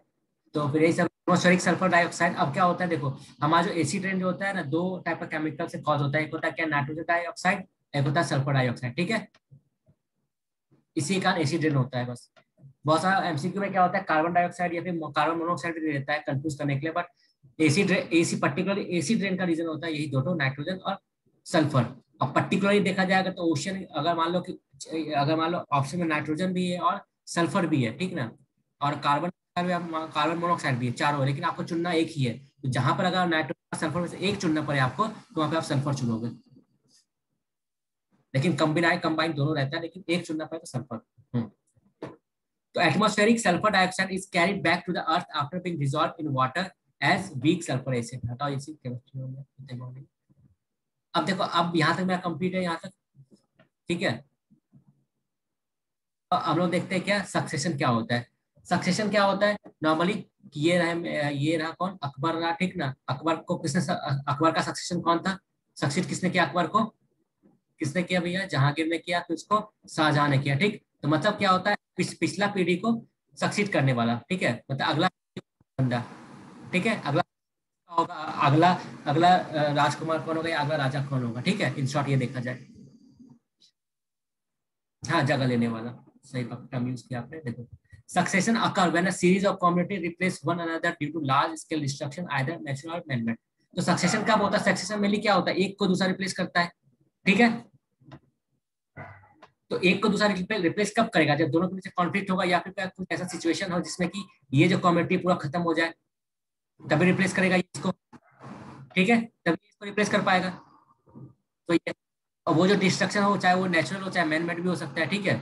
जैसे लास्ट ईयर ऑस्ट्रेलिया पूरा जंगल में आग लग गया था, तो वो क्या था, एक तरह से मैन मेड था। नेचुरल अगर मान लो सुनामी अगर आ गया तो नेचुरल में आ गया फिर आपका। तो ये जो प्रोसेस है आपका सक्सेशन का, कंटिन्यूसली होते रहता है आपका, ठीक है। कंटिन्यूसली होता है। आज के टाइम में क्या है कि कोई ना कोई ऑर्गेनिज्म कहीं ना कहीं कुछ को रिप्लेस कर ही रहा होगा एक दूसरे को। हाँ, तो एक चीज यहाँ पे आप समझ लेते हैं हम लोग क्या, आगे शायद ये चीज आएगा या आएगा, हाँ आ ही गया है, वैसे बता ही देता हूँ। देखो, जब भी कि हमको पता है कि लैंड मास कैसे बनता है, हमारा जो लैंड मास बना है कैसे बना है, उसका मेन सोर्स क्या होता है कि हमारा, हमने ज्योग्राफी के अंदर देखा था लैंड मास फॉर्मेशन जो मेरा होता है कब होता है, मेरा दो टाइप का प्लेट होता है, ठीक, कॉन्टिनेंटल प्लेट और ओशियनिक प्लेट। ओशियनिक प्लेट जो होता है उसका डेंसिटी कम होता है, ठीक है। कॉन्टिनेंटल प्लेट जो होता है उसका डेंसिटी ज्यादा होता है, ठीक। तो अब ये बताओ, एक ट्रक से अगर बाइक वाला टकराएगा तो क्या हाल होगा, बाइक सर से अंदर चले जाएगा उसके, हाँ पूरा अंदर चले जाएगा ना, कैसे उसको मतलब पूरा कचरा के ऊपर बढ़ जाएगा, मतलब उसको ओवरटेक कर लेगा, ठीक ना। हाँ, उसी तरह जब हाई डेंसिटी वाला कॉन्टिनेंटल क्रस्ट और ओशनिक क्रस्ट टकराता है तो क्या होगा, ओशनिक क्रस्ट क्या होता है, ये इधर नीचे चले जाएगा, और ये वाला कॉन्टिनेंटल क्रस्ट है ये इसके ऊपर आ जाएगा, मतलब ऊपर से चढ़ जाएगा, ठीक है। एक सेकेंड रुको, तो ठीक है। अच्छा समझ रहे हो ना मैं क्या बोल रहा हूँ? अपने हाथ पे तो हाथ होगा ना, दोनों हाथ पर से पास ले जाओगे आप, तो क्या होगा कि एक हल्का वाला नीचे चला जाएगा, ऊपर वाला उसको ओवरलुक कर लेगा ऐसे। समझ रहे हो ना? कि वीडियो ऑन करना पड़ेगा मेरे को? समझ गए ना? ठीक है चलो। हाँ, अब क्या होता है, अब जो इंटरेक्शन होता है ना मेरा कॉन्टिनेंटल और ओशियनिक क्रस्ट का, जो हमारा इंटरेक्शन होता है वो कैसे होता है, दो हमारा तीन टाइप का होता है क्या। एक में क्या होता है, या तो कॉन्टिनेंट और कॉन्टिनेंट टकरा जाए आपस में, ठीक है, जैसे हमने क्या देखा, इंडियन सब कॉन्टिनेंट और यूरेशियन सब कॉन्टिनेंट। जब वो दोनों कॉन्टिनेंट कॉन्टिनेंट टकराया था तो दोनों अब भारी भरकम है, ठीक। तब दोनों टकराएगा तो दोनों एक दूसरे पे ऐसे उठ जाएगा। रुको एक सेकेंड में ऑन कर ही देता हूँ। मैं दिख रहा हूँ? नहीं दिख रहा हूँ? अभी भी नहीं दिख रहा हूँ मैं? अच्छा ठीक है, हटा। नहीं दिख रहा तो अच्छी बात है। क्या कर सकते हैं? अच्छा खासा चल रहा था। दिख रहा हूँ ना अब? हाँ ठीक है चलो, अब समझाता हूँ, देखो। अब मैंने क्या बताया था, कॉन्टिनेंटल कॉन्टिनेंट क्या होता है, अब दोनों का क्या हुआ, कॉन्टिनेंटल और ओशियन, ठीक। अब ये रहा जैसे एग्जांपल, ये रहा मेरा, ठीक है। अब मान लो ये कॉन्टिनेंट और ये कॉन्टिनेंट दोनों तो भैया मोटा मोटी है, ठीक। दोनों का डेंसिटी हाई है। अब दो हाई डेंसिटी वाला टकराएगा तो क्या होगा, ऐसे आएगा, ऐसे ऊपर उठ जाएगा गाड़ी, ठीक है। ऐसे आया, ये भी इसको रिप्लेस नहीं कर पाएगा, ये भी इसको रिप्लेस नहीं कर पाएगा, तो क्या होगा, ठीक। तो वही हाल मेरा कब हुआ? जब मेरा इंडियन सब कॉन्टिनेंट टकराया था यूरेशियन सब कॉन्टिनेंट से, तो ऐसे उठ गया, उठ के क्या बना, हमारा हिमालय। और जब ओशियन और हमारा कॉन्टिनेंट टकराएगा तो क्या होगा कि ये ऐसे समथिंग ऐसे आया, ये हल्का है, ये भारी है। तो क्या होगा, सिंपली ये अंदर चले जाएगा और ये कहीं इसके ऊपर आ जाएगा। तो अब ये जो क्या, ये पार्ट, ये हाई टेम्परेचर इसका बनेगा यहाँ पर। हाई टेम्परेचर के कारण क्या होगा, ये मॉल्टन स्टेज में आएगा, पिघल जाएगा। पिघल जाने के बाद क्या होगा, ये प्रेशर कॉज करेगा ऊपर सरफेस में, इस वाले सरफेस में, ठीक ना। जहां इसको वीक स्पॉट मिलेगा वहां से फट के ये बाहर निकलेगा लावा के फॉर्म में, ठीक है। ये आपका लैंड पे भी हो सकता है, ये ओशन में भी हो सकता है। अब ये जो लावा बाहर निकलेगा, तो मान लो ये काम ओशन के अंदर हो रहा है आपका, ठीक है। अगर मान लो लावा बाहर निकलता है तो क्या होगा, वो लावा ठंडा होकर पर्टिकुलरली एक टाइम का क्या होगा, आपका ओशन सरफेस के ऊपर आ जाएगा। अब जब ओशन सरफेस के ऊपर वो जो आएगा, तो क्या होगा, एक टाइप से लैंड फॉर्म बनाएगा वो, ठीक है। तो वॉल्केनो जब निकलेगा वहां पे, तब मान लो कि लैंड मास बनाएगा, जब उसके आसपास जो लावा फैल जाएगा, तो ठंडा होके एक लैंड बनाएगा वहां पे, ठीक है। ये बहुत ही स्लो प्रोसेस है, लेकिन इजिली समझ रहे हैं फास्ट मोड। अब वो जो ठंडा होके जब आपका लैंड फॉर्म बनाएगा, तो स्टार्टिंग में उसके ऊपर कोई भी आपका ऑर्गेनिज्म होगा उसके ऊपर, या मैं बोल रहा हूँ, वो जब वॉल्केनो जब ठंडा होके ऊपर लैंड मास बनाएगा, ठीक ना, तो उसके ऊपर समय कोई भी ऑर्गेनिज्म होगा उस टाइम में उसके ऊपर? नहीं होगा, पॉसिबल ही नहीं उस समय होना। लेकिन जैसे जैसे क्या होगा, विद द टाइम क्या होगा, जैसे कूल डाउन होगा, ठीक है, वहाँ मतलब हमारा एटमॉस्फेयर बनेगा, तो क्या होगा कि स्टार्टिंग में एक एक कम्युनिटी, स्टार्टिंग स्टार्टिंग में एक न्यू कम्युनिटी वहां पर डेवलप होगा, ठीक है। वो हो सकता है मतलब बहुत छोटा कम्युनिटी होगा, माइक्रो ऑर्गेनिज्म का कम्युनिटी हो सकता है, ठीक है, माइक्रो ऑर्गेनिज्म का कम्युनिटी हो सकता है, ठीक है। जो फर्स्ट कम्युनिटी होगा उस एरिया का, ठीक है। क्लियर है, लेकिन ये फर्स्ट कम्युनिटी को डेवलप होने में बहुत ज्यादा टाइम लगेगा, ठीक है, क्लियर है। लेकिन इस फर्स्ट कम्युनिटी का जो सेकंड कम्युनिटी बनेगा, ठीक है, जो सक्सेशन आएगा, उसको बड़ा होने में कम टाइम लगेगा। ये चीज क्लियर है ना? क्योंकि क्योंकि ऑलरेडी वहां पे लिविंग के लिए कंडीशन बन चुका है, तभी वो प्राइमरी आया है।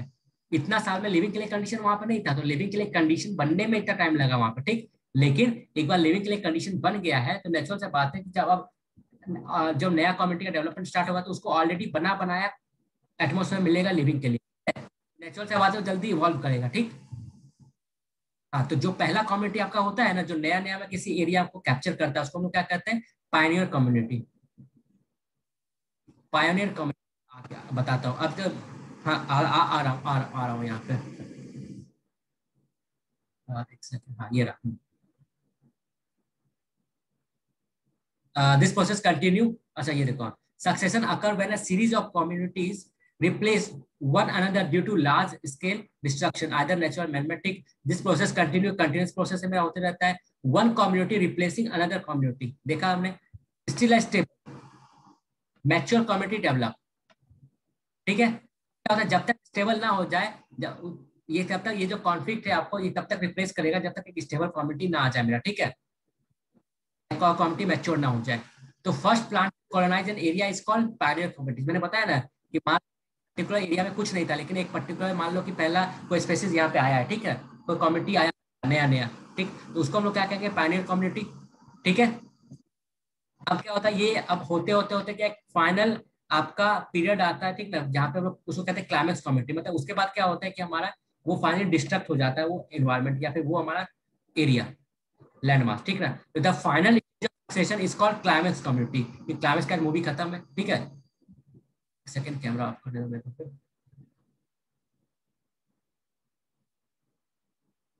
ठीक है, मैं फिर से गायब हो गया।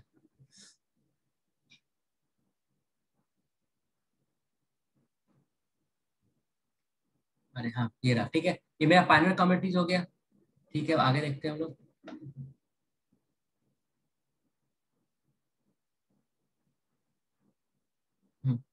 ये हुआ क्लियर है, तो मैं क्लियर हो गया कि तो मेरा फाइनल कमेटी क्या क्लियर है। क्लाइमेक्स क्या होता है, जैसे मान लो पहला सक्सेशन चल रहा है, ठीक ना, सक्सेशन चलते चलते जब टाइम आता है इसको जब दूसरा रिप्लेस करेगा कम्युनिटी, ठीक ना, तो जब फाइनल स्टेज होगा रिप्लेसमेंट के पहले का स्टेज, उसको कहें क्लाइमेक्स कम्युनिटी, ठीक। अब प्राइमरी सक्सेशन खत्म हो गया, अब इसको रिप्लेस कर दिया इसने, क्लियर है। तो ये क्या होगा, मेरा सेकंड सक्सेशन का प्रोसेस स्टार्ट होगा। तो second secondary succession start on a well developed soil already form, जो मैंने बताया ना, ऑलरेडी उसको लिविंग कंडीशन मिला हुआ है एटमोस्फेयर, ठीक, तो नेचुरल बात है जल्दी ग्रो करेगा वहां पे। तो द हाँ, हाँ सेकेंडरी नाम से पता है ना भैया कि सेकेंडरी बाद आएगा। तो the secondary succession is relatively faster as compare to primary succession, clear है।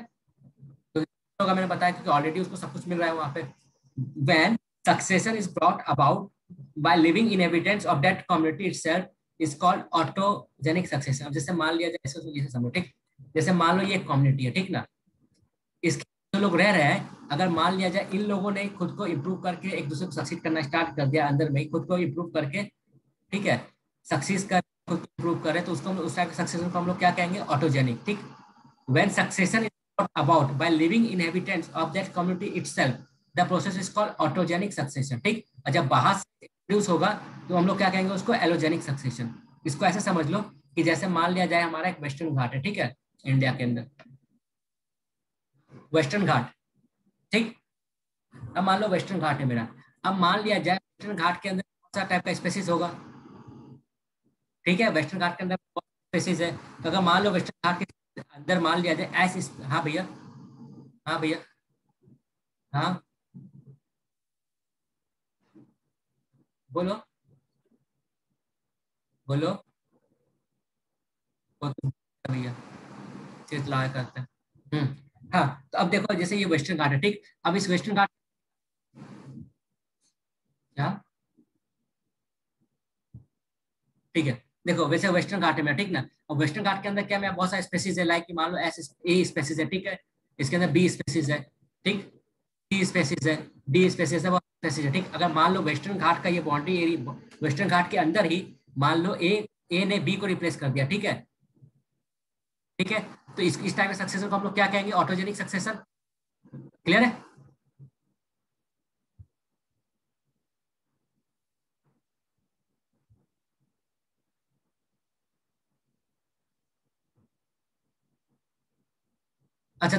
हाँ, तो वही बोला कि अगर मान लो वेस्टर्न घाट के अंदर ही कोई अगर एक एक स्पेसीज दूसरे को रिप्लेस कर देता है तो हम लोग उसको क्या कहेंगे, आपका ऑटोजेनिक सक्सेशन, ठीक है,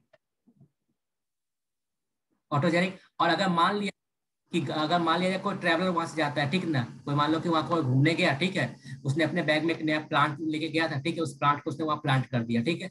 अब वो प्लांट जब बड़ा होगा तो वो क्या करेगा, मान लो उसने ए को रिप्लेस कर दिया वहां पे, तो इस केस में जो ये प्लांट इंट्रोड्यूस कर रहा है यहाँ पे क्या हो रहा है, जो एलिमेंट ऑफ सक्सेशन आ रहा है, कहाँ से आ रहा है, आपका बाहर से आ रहा है, आउटसाइड से आ रहा है, तो इसको हम लोग कहेंगे एलोजेनिक सक्सेशन, क्लियर है।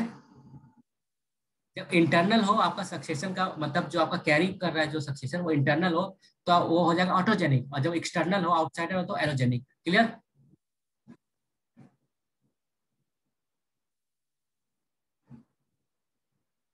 सेकेंडरी के अंदर है, हाँ। तो succession could occur faster in area exist in the middle of the large continent, ठीक है, क्योंकि लार्ज कंटिनेंट, देखो ये चीज याद रखना, क्या सक्सेशन जो होता है ना, ज्यादा तेजी से होता है कहाँ पे, आपका middle of the last success, मतलब जो बड़ा बड़ा कॉन्टिनेंट होता है ना, उसका जो मिडिल पोर्शन होता है या फिर सेंट्रल पार्ट होता है, वहां पे जो सक्सेशन होता है ज्यादा तेज होता है। क्यों होता है? क्योंकि हमने को क्या पता है कि भैया ज्यादातर जो आपका डाइवर्सिटी होता है कहाँ होता है, जहाँ पे ओशियन मीट्स लैंड, वहां पे यार डाइवर्सिटी होता है। अब क्योंकि इंटरनल में है वो, मतलब एरिया हमारा, मतलब कॉन्टिनेंट के मिडिल वाला एरिया हमारा इंटरनल में, तो वहां पे क्या क्या होता है, डाइवर्सिटी ऑलरेडी नहीं है वहां पे, ठीक ना, क्लियर है? ऑलरेडी वहां कम डाइवर्सिटी है, तो कम कंपटीशन होगा सक्सेशन के केस में वहां पे, तो इसलिए वहां पे फास्ट होता है, ठीक है। occur fast in areas existing in the middle of the last continent. Most important limiting factor of the territorial ecosystem are moisture and temperature. तो जो सक्सेशन डिपेंड करता है क्या, किसी एरिया के मॉइस्चर लेवल कितना है, किसी एरिया का टेम्परेचर कितना है, ठीक है, क्लियर है यहाँ तक? अब देखो ये सब चीज तो हमने ज्योग्राफी में ही पढ़ा था, एक बार शॉर्ट में रिवाइज करते हैं। टुंड्रा हमने क्या देखा था अल्टीमेटली, कि जैसे ये मेरा रहा ग्लोब है, ठीक है ना, तो ये मेरा रहा इक्वेटर, ये रहा tropic of cancer, tropic of capricorn, ठीक है, ये रहा पोलर रीजन। तो पोलर रीजन के आसपास का जो फॉरेस्ट हमको मिलता था, हम लोग उसको क्या कहते हैं, टुंड्रा, ठीक है। तो टुंड्रा मीन्स बैरन लैंड। तो टुंड्रा में हम लोग क्या देखा था, क्योंकि ये देखो पूरा पूरा आईसी एरिया में पड़ रहा है आपका, इसलिए यहाँ पे कुछ ज्यादा आपका वेजिटेशन मिलता नहीं है, ये एक तरह से बैरन लैंड ही होता है, ठीक। तो there are two type of tundra, arctic tundra, ये रहा आर्टिक टुंड्रा, ठीक है, और अल्पाइन टुंड्रा, ठीक है। तो arctic tundra exist as a continental belt below polar ice level in the northern hemisphere. तो आइस लेवल के नीचे होता है आपका, ठीक। जब गर्मी के मौसम में आपका आइस पिघलता है तो थोड़ा मोड़ा 2-3 महीनों के लिए वो ऊपर आता है, थोड़ा मोड़ा खिलता है, लेकिन ज्यादातर टाइम क्या होता है, पोलर आइस के नीचे में दबा रहता है, ठीक। साउथ क्या होता है, लिटिल बिट टेम्परेचर आपका tundra is very small since most of its covered by ocean, क्योंकि ज्यादातर ओशियन होता है, टेम्परेचर हाई रहता है वहाँ पे साउथ में, ठीक है। वाटर उसको रेगुलेट करता है, तो इसलिए साउथ में क्या है आपका, कि बहुत ही छोटा वोटा रहता है, ठीक। Alpine tundra high high mountain, जो माउंटेन का टॉप मोस्ट लेवल होता है ना सबसे हाई वाले में, तो वहाँ पे क्या होता है, टेम्परेचर भी कम होता है आपका, ठीक है, तो इसलिए अल्पाइन टुंड्रा हमारा वहाँ पे होता है। तो किसी टाइप का वेजिटेशन हम लोगों को मिलता है, जैसे कॉटन ग्रास यहाँ मिलता है, ठीक है। आपका डॉफ हेल्थ हो गया, विलोज हो गया, जिससे बैट बनाने में काम आता है हमारा, ब्रीच हो गया आपका, लिचेंस हो गया, ठीक है, इस टाइप का मिलता है हमारा टुंड्रा में। तो मोस्ट ऑफ लॉन्ग लाइफ, इनका लाइफ जो होता है लॉन्ग होता है। तो ये लोग क्या करता है, जब ठंडी का मौसम आता है तो डॉर्मेंट में चले जाता है, जब गर्मी आता है तो फिर वापस से खिल जाता है। एनिमल क्या क्या मिलता है यहाँ पे, मस्क ऑक्स मिलता है, आर्टिक हेयर मिलता है, ठीक है, फिर ये सब स्क्वाइल मिलता है हम लोग को यहाँ पे। तो यहाँ पर जब ये क्वेश्चन में कल सॉल्व किया था, क्या मैमल जो होता है, mammals have large body size, यहाँ पर जो मैमल्स पाया जाता है उनका बॉडी साइज लार्ज होता है, ठीक है ना, लेकिन उनका जो पूंछ होता है और ईयर्स होता है वो छोटा होता है, जिससे कि वो एक्स्ट्रा जो हीट है उसको लॉस को कम कर सकते।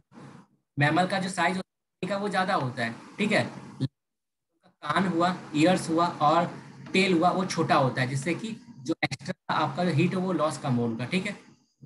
Insects have short life cycle, यहाँ पे जो इंसेक्ट्स होता है उनका लाइफ साइकिल बहुत छोटा होता है, which are completed during favourable period of the year, मतलब एक पर्टिकुलर पीरियड में हुआ, गर्मी में स्टार्ट हुआ, गर्मी में खत्म हो गया, इस टाइप से इंसेक्ट का लाइफ साइकिल बहुत छोटा, ठीक है। मतलब उस टाइप को फर्स्ट करके छोड़ देंगे। अब कॉर्निवेरस क्या होता है, ठीक है, इसको हम आपका बॉयल फर्स्ट कहते हैं। अब हमने क्या देखा था यहाँ पे, ये तो मेरा यहाँ पे टुंड्रा हो गया, ठीक है, उसके नीचे क्या आता है, कॉर्निफर्स फर्स्ट, हम लोग देखते हैं कॉर्निफर्स का ट्रीज का पूरा झुंड झुंड हमने देखा था वहाँ पे, क्या ये पूरा पूरा एक सेम ट्रेट में मिलता है, ठीक है, पूरा स्पेसिस सेम होता है, इसलिए यहाँ इस एरिया में क्या होता है आपका लुम्बरिंग इंडस्ट्री जो होता है वो बहुत ही फलता फूलता है। लुम्बरिंग इंडस्ट्री मतलब जो आपका जो वुड मतलब पेपर मेकिंग इंडस्ट्री है ना, पेपर मेकिंग वो वाला, ठीक। तो कॉर्निफॉरस फॉरेस्ट को हम लोग क्या कहते हैं, बॉयल फॉरेस्ट भी बोलते हैं, ठीक। तो कोल्ड रीजन, यहाँ कोल्ड रीजन होता है विथ हाई रेनफॉल, ठीक है, रेनफॉल भी ज्यादा होता है एज कम्पेयर टू वो। स्ट्रॉन्ग सीजनल क्लाइमेट यहाँ पे होता है, लॉन्ग विंटर होता है और शॉर्ट समर, क्लियर, क्योंकि पोल के पास यहाँ पे जो प्लांट मिलता होता है मेरा इवर्ग्रीन प्लांट होता है, कौन कौन सा स्पेसीज लाइक फर मिलता है, पाइन ट्री मिलता है एक्सेट्रा, ठीक।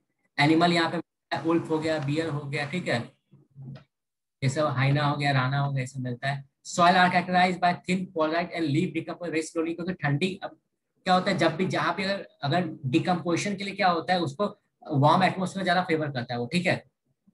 एटमोसफेयर में होता है डिकम्पोजिशन हो नहीं पाता, कि कोल्ड में क्या होता है जो केमिकल रिएक्शन वगैरह होता है बहुत स्लो होता है हमारा, ठीक। तो जब केमिकल रिएक्शन हमारा स्लो होगा तो डिकम्पोजिशन का प्रोसेस भी स्लो हो जाएगा, ठीक है। तो इसलिए इस एरिया में क्या होता है कि आपका पिट फॉर्मेशन होता है, मतलब क्या लिप वगैरह क्या होता है वाटर बॉडी में तो गिरता है, ठीक है, लेकिन वो डिकम्पोज हो नहीं पाता है, ठीक है, क्योंकि वहां पे कोल्ड टेम्परेचर इसके कारण। तो soil are characterized by thin porcelain and leaf decompose very slowly and is not rich in nutrition, nutrition में रिच नहीं होता है, ठीक है, इंपॉर्टेंट चीज है। Soil are acidic and are mineral deficit, यहाँ का सॉइल क्या होता है, एसिडिक होता है और मिनरल डेफिसिट होता है। तो जहां पर ज्यादा बारिश होगा ना आपका, जहां पर भी बारिश ज्यादा होता है, रेनफॉल हाई होता है, उस एरिया का जो सॉइल होता है आपका न्यूट्रिशनली बहुत ही पुअर होता है। हमने सेम चीज देखा था क्या एवरग्रीन फॉरेस्ट के अंदर, क्लियर है। तो जहां पर भी रेनफॉल हाई, नहीं अच्छा नहीं होगा, क्योंकि बारिश ज्यादा होगा तो उसमें क्या लीचिंग होगा, लीचिंग होगा, ठीक ना।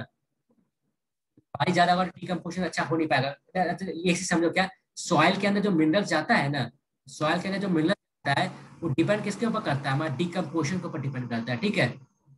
जो गिरता है हमारा, ठीक है, चाहे जो एनिमल्स का डेथ हुआ, उसका बॉडी के अंदर जो ऑर्गेनिक मटेरियल होता है उसको डिकम्पोजर्स इनऑर्गेनिक में कन्वर्ट करता है, फिर उस इनऑर्गेनिक कंपोनेंट जो है वो ह्यूमस हो गया या इनऑर्गेनिक कंपोनेंट्स हो गया, वो सॉइल में मिलता है, ठीक है। सॉइल का फर्टिलिटी को इंप्रूव करता है, क्लियर।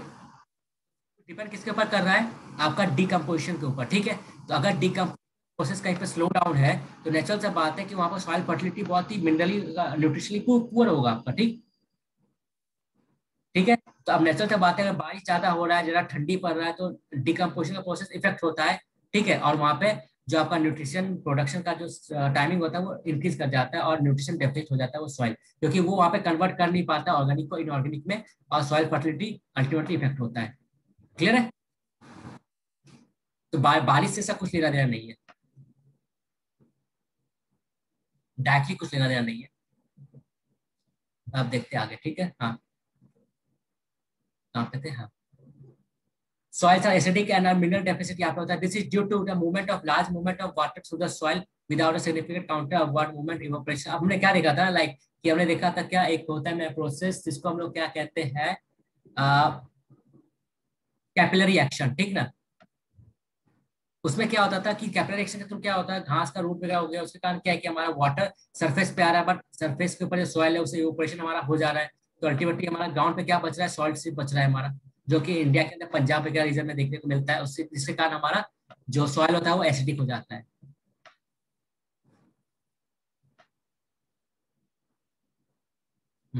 तो दिस प्रोसेस लीव नो एल्काइन ओरिएंटेड रहता है, वही है, अल्टीमेटली एसिडिक हो जाता है। सॉइल और the tropical rain forest are red, ये सब दे आर वेरी थिक होता है। High rate of leaching make the soil virtually useless for agriculture purpose, ठीक है। हमने क्या देखा था, ज्यादा रेनफॉल होगा तो क्या होगा, लीचिंग वहां पे होगा, ठीक है। लीचिंग होता है तो क्या होता है, मेरा टॉप मोस्ट लेयर में जो मिनरल्स होता है मेरा, वो कहाँ चले जाता है, लेयर के नीचे चले जाता है, ग्राउंड के अंदर चले जाता है मेरा, ठीक है। तो अल्टीमेटली क्या होता है, जो सॉइल का हमारा जो प्रोडक्टिविटी होता है, फर्टिलिटी होता है, वो रिड्यूस हो जाता है हमारा, ठीक है। और सॉइल हमारा यूजलेस हो जाता है, इसलिए इस टाइप का सॉइल मेरा होता है लेटराइट सॉइल। उसको हम लोग कहाँ पे यूज करते हैं, लेटराइट सॉइल को ब्रिक मेकिंग में, ईटा बनाने में, ठीक है।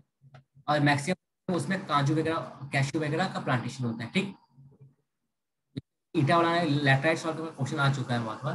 तो अल्टीमेटली याद रखना कि हमारा यूजलेस एग्रीकल्चर के लिए उतना अच्छा सॉइल नहीं है, और इसको हम लोग ब्रिक मेकिंग इंडस्ट्री में यूज करते हैं। But when left undisturbed they rapidly recycling nutrients. Tropical seasonal forest also known as monsoon forest, हमने क्या देखा था, सीजनल फॉरेस्ट। तो हमने जब ज्योग्राफी के अंदर पढ़ा था रेनफॉल, तो हमने क्या देखा, सीजन, मेरा सीजन 3 टाइप का होता है, ठीक ना। जो हमारा विंड का हमने देखा था ना, विंड का मूवमेंट 3 टाइप का होता था। एक क्या होता था आपका, आपका ट्रेड विंड हो गया, जो पूरे दुनिया में एक जैसा चलता था, ठीक है। इसका हमारा एक सीजनल विंड होता था, जो एक पर्टिकुलर सीजन में चलता था, तो एरिया में उसका हमारा लोकल विंड होता था, ठीक है।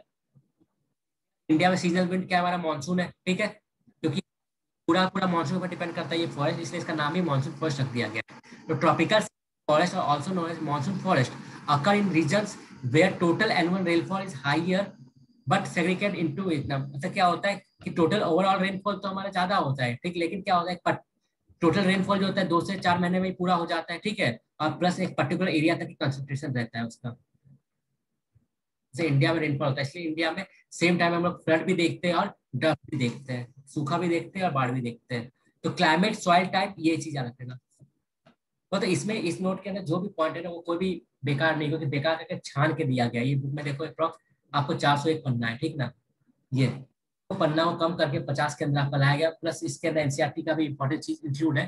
तो जो भी है एग्जाम पर्पज के लिए एक लाइन इंपॉर्टेंट है यहाँ पे। Climate, soil type, topography, elevation are the main factor that determine the type of forest. एक क्लाइमेट, का सॉइल हो गया, टोपोग्राफी हो गया कि उस एरिया का ट्राइम कैसा, हिली है, ये वो एलिवेशन मतलब कितना ऊंचाई पे नहीं है, ठीक, उसके ऊपर डिपेंड एरिया कैसा फॉरेस्ट होगा, ठीक है। Littoral and swamp forest are found along the Andaman and Nicobar island and delta area of इतना।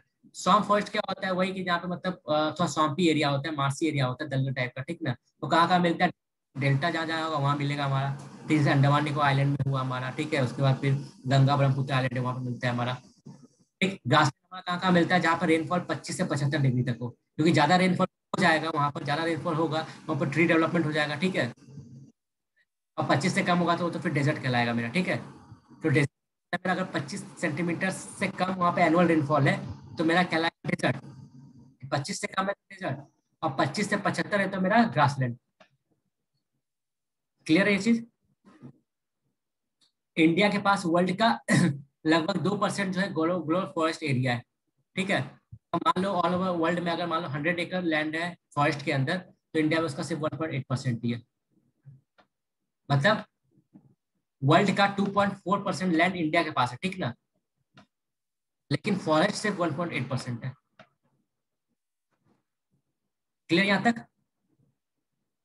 अब हमने देखा कि फॉरेस्ट का क्या इंपॉर्टेंस होता है, इकोसिस्टम क्या इंपॉर्टेंस होता है, ठीक है।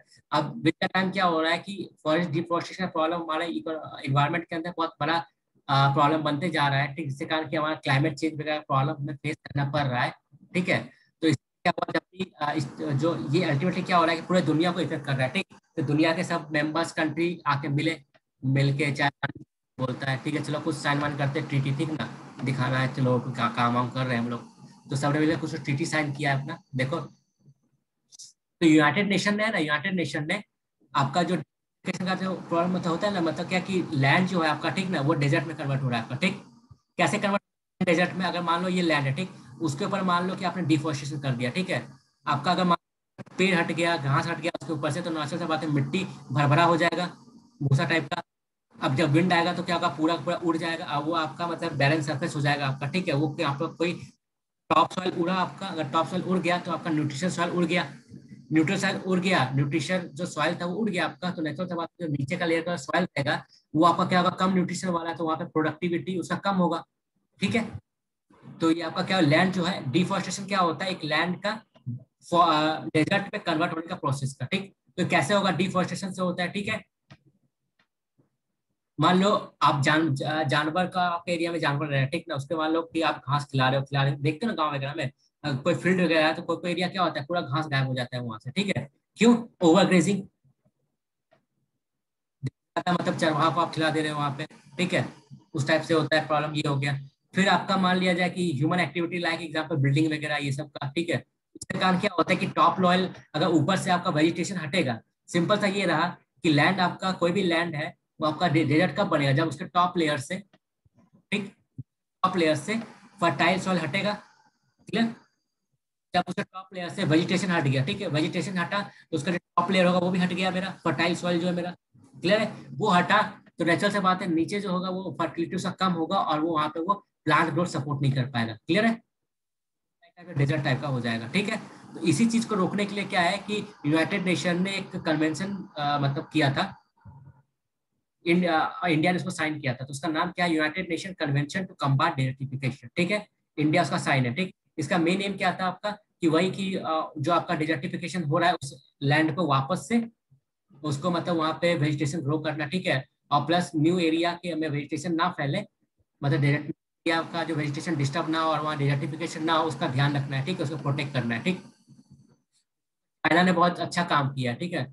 चाइना ने बहुत बड़ा एरिया को, अपना डेजर्ट हो गया था उसको वापस से उससे रिकवर करके उसको मतलब वेजिटेटिव बनाया है। सेम काम आपका अफ्रीका में भी हुआ था कि अफ्रीका का जो सारा डेजर्ट है वो एक्सटेंड ना करे, इसलिए यहाँ पे जो कंट्री उसके नीचे उन्होंने भी इस टाइप से आपका इस कन्वेंशन के अंदर उसको फंड मिला, उसने भी फिर क्या किया, बहुत सारा मतलब प्लांटेशन किया जिससे कि वो डेजर्ट जो है फैले ना, नीचे ना आए, ठीक है। तो ये याद रखना कि इंडिया जो इसका सिग्नेचर है, तो क्वेश्चन आता है ना कि इंडिया ने कौन सा कन्वेंशन का साइन किया है कि नहीं किया है, ठीक है, तो ये चीज है, कर रखा है ये, ठीक है। यूनाइटेड नेशन कन्वेंशन और कॉम्पैक्ट डेटिफिकेशन किसके अंदर है, यूनाइटेड नेशन के अंदर, ऐसा बहुत चीज नीचे आएगा, सब कुछ आएगा, बस अभी, ठीक है। अब देखो ये चीज हम नहीं पढ़ेंगे, क्यों, क्योंकि ये 2007 का रिपोर्ट था, अब 2000 फॉरेस्ट रिपोर्ट जो है आपका ना हर 2 साल में पब्लिश होता है, ठीक है। इसका नीचे दिया गया तो वो पढ़ेंगे, इसको हम लोग नहीं पढ़ेंगे, ठीक। लेकिन यहाँ पे सब बेसिक हम लोग लाइक क्या कि स्टेट ऑफ फॉरेस्ट रिपोर्ट हमारा कौन पब्लिश करता है, forest survey of India publish करता है, ठीक, हर 2 साल में,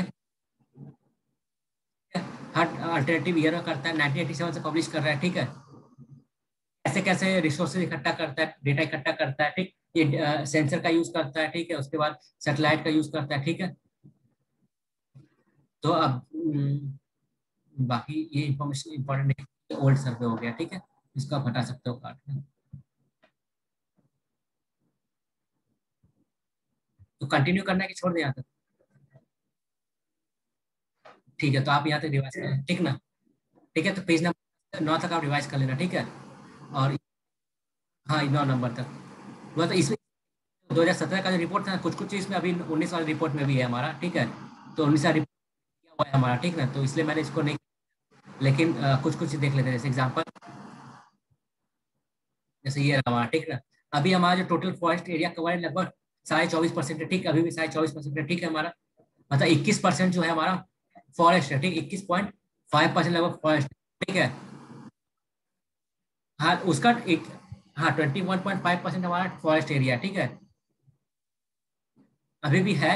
अब देखो उसका डेफिनेशन लोचा हुआ है, लोचा हुआ है, बता रहा हूँ, वो लोचा आप हम लोग देखेंगे बाद में, ठीक ना। अभी खाली जो देखो बात ये होता है ना कि गवर्नमेंट डेटा को कैसे भी इंटरप्रेट करे, ठीक, हमको डेटा ही मांगे चलना पड़ेगा, ठीक है। हालांकि हाँ, तो गवर्नमेंट ने बहुत सारा लोचा ये इसमें ये किया, लेकिन जो भी है 21.5% क्या है हमारा ट्री कवरेज है, ठीक। और 2.5% के आसपास हमारा क्या है, हमारा फॉरेस्ट का, मतलब आपका फॉरेस्ट कवर कितना इंडिया, फॉरेस्ट कितना इंडिया में 21.5%, और ट्री कवर 2.5% है, ठीक ना, ट्री कवर 2.5। देखो टोटल, हाँ टोटल लैंड मास का इंडिया का 21.5% क्या है यहाँ पे फॉरेस्ट कवर है, ठीक ना, ये फॉरेस्ट का आया गया, ठीक है। और बाहर भी तो क्या होता है, जहां जहां आपका पेड़ पौधा लगा हुआ है, ठीक ना, तो उसको ट्री कवर में हम लोग ऐड करते हैं, तो ट्री कवर अप्रॉक्स 2.5% के आसपास है, ठीक। ये डेटा नहीं है, लेकिन अभी समझाने के बस बोल रहा हूँ। तो कंबाइंड में क्या हो रहा है कि लगभग 24.5% के आस, लगभग 24% जो है हमारा टोटल है इंडिया का, वो फॉरेस्ट और ट्री कवर के अंडर में आता है, ठीक है। जिसमें सबसे ज्यादा जो आपका लार्जेस्ट फॉरेस्ट कहाँ मिलेगा, आपका मध्य प्रदेश से मिलेगा, ठीक है, सबसे ज्यादा, ये भी अभी भी सेम ही है, ठीक है। तो आप काट लेना अपने हिसाब से, ठीक है। इस वाले को डेटा को आप काट ले, 2017 का सर्वे काट लेना आप, ठीक है। तो आज हम लोग यही तक रहने देते हैं, ठीक। ठीक है, चलो फिर गुड नाइट।